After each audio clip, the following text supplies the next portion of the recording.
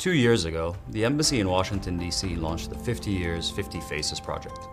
We searched far and wide for unique personal stories that highlighted 50 years of friendship and cooperation between the United Arab Emirates and the United States. The series started with my story, a young undergrad student at Georgetown University. We knew there'd be many more incredible storylines, but what we discovered surprised and delighted us. We spoke with Emiratis and Americans across decades from all walks of life.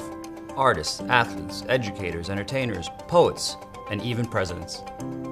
We found faces of inclusion and acceptance across many faiths, and spiritual leaders across diverse communities, Christians, Muslims, and Jews.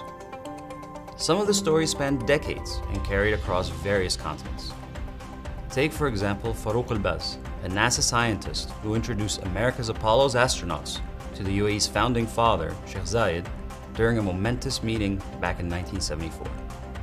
His story ties directly to Noor al-Matroushi and Mohammed al-Mullah, two UAE astronauts scheduled to crew NASA-led missions exactly 50 years later in 2024.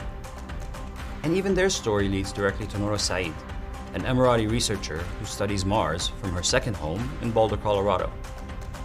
From a UAE pitmaster who brought Texas-style brisket to Dubai, to the American family who founded Abu Dhabi's first hospital.